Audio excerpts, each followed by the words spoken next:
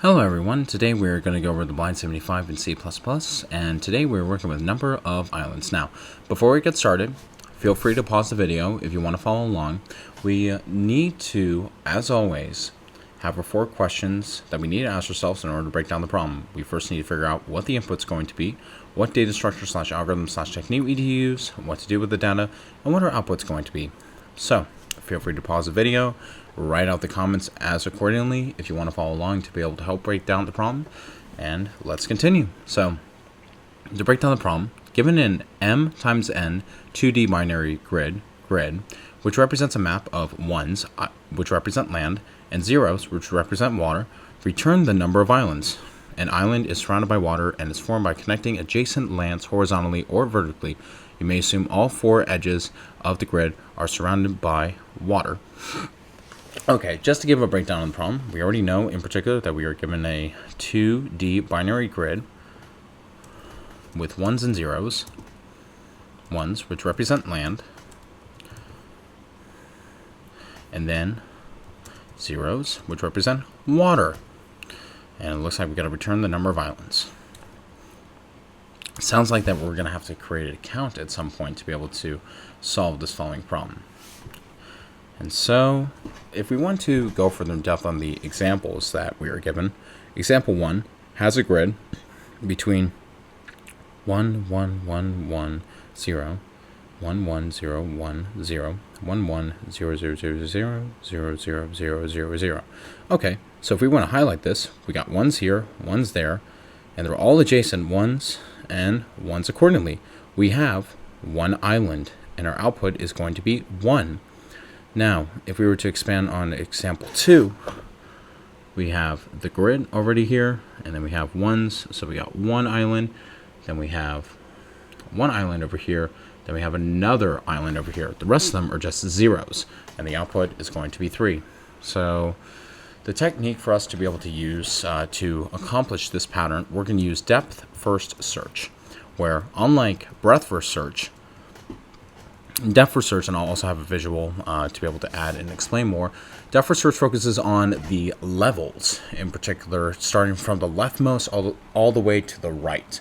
So it's going down, then it's moving up from each branch accordingly until all the nodes are accounted for and they're all connected starting from the root.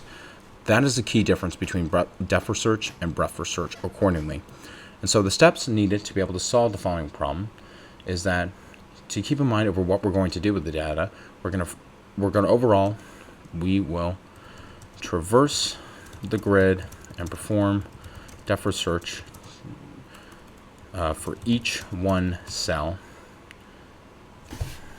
and increment our counter accordingly.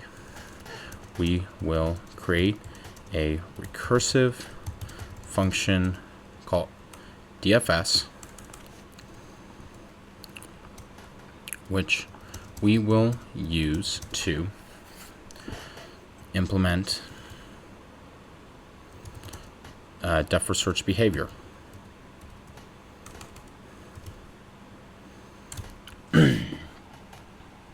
And so, just to give a breakdown on the steps on how we're going to do this accordingly, is that the first thing that we need to do is that we will we're going to initialize the counter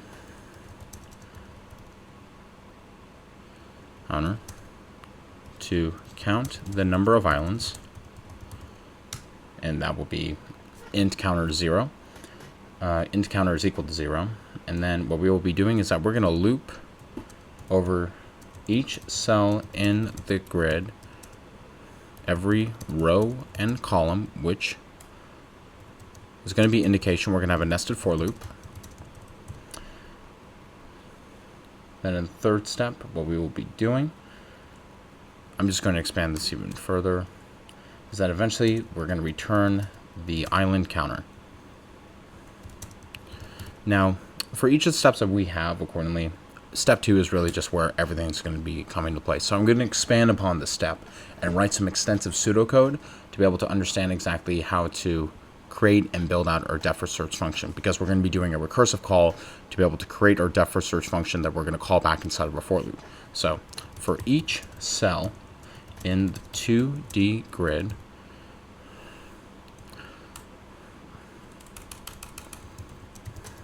to the grid. That means I'm going to put this in parentheses right over here. For each row in the grid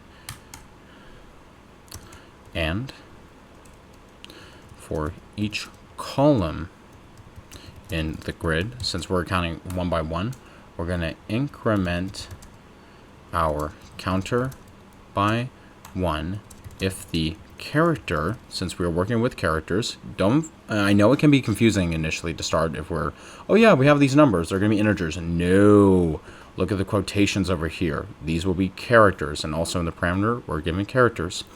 If the character is equal to 1, we will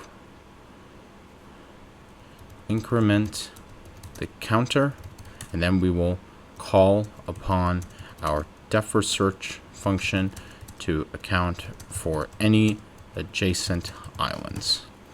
And then finally we will return the counter. So step 1, this is how we initialize our counter. It's going to be int count, going to be 0.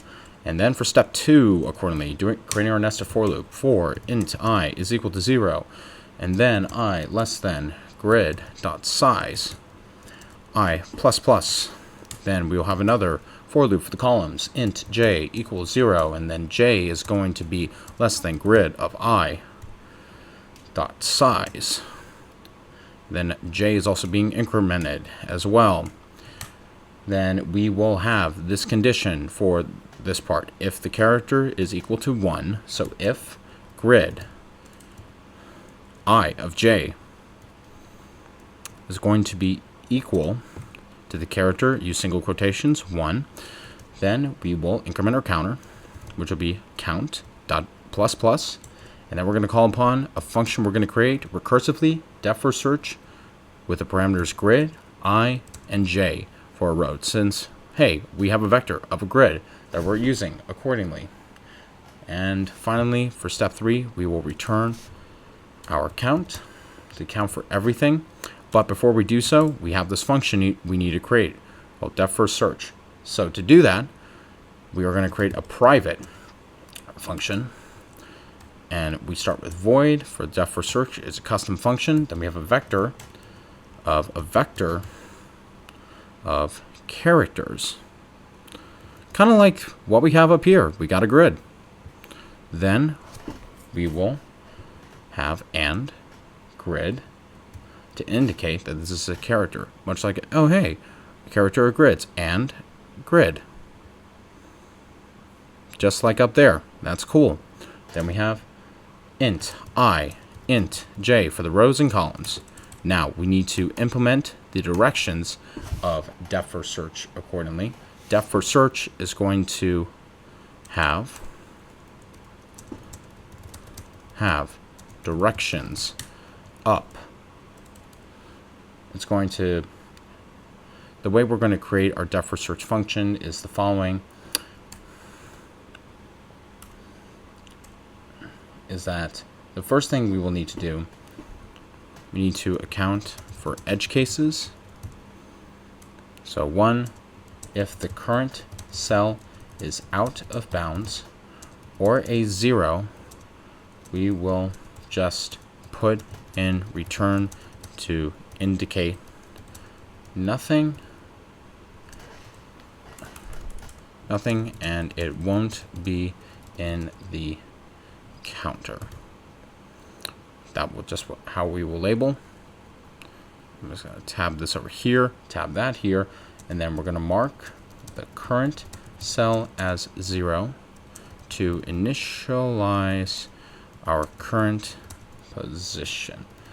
Then what we will be doing is that we are going to recursively perform def_search for neighboring cells up, down, left, right. So this is what we will be doing for a def_search function that we will have. Just put this right here, put it side by side to help you folks out. And I'm also going to put this in the comment section as well to help. So first part, this is the edge case that we'll have. if I is less than 0, because it needs to be in the bounds, or I is greater than or equal to the grid dot size, since I represents the rows, or j is less than 0, or j is greater than or equal to grid of 0 size, or the grid of I and j accordingly is equal to 0. We're just going to put in return to indicate that nothing is there, and then we're going to initialize our grid position at I and j, and it's going to update accordingly while we are going through our for loop, and then call recursively in our depth first search function. Now for the directions. After I make this equal to the character of 0. Now for our directions. Up, down, left, and right. Left, right, recursive call.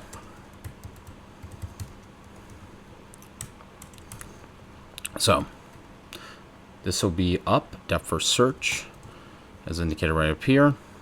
We have a grid, I minus 1, and then j. No, actually,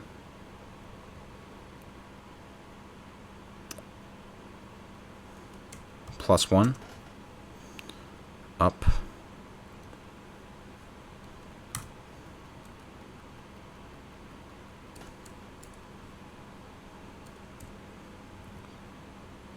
no, hold on, here we go. So up, down, left, and right for our following. Let me just put this right here. This will be up,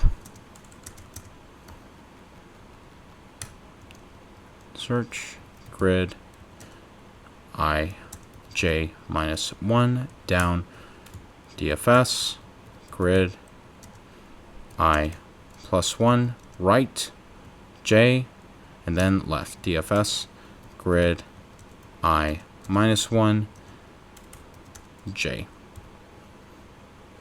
Up, down, left, and right. Up, down, left, right. Okay. So this should be right, and accordingly what we have, I'm just going to clean this up so you folks can be able to see thoroughly. Actually, I'll put this right here for the sake of it. And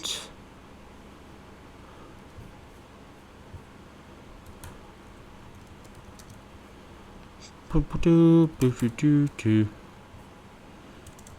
we go. I'm going to put our notes all the way up here. Here we go. Let me just double check. I, row, column, grid of I. All right. Let's run this.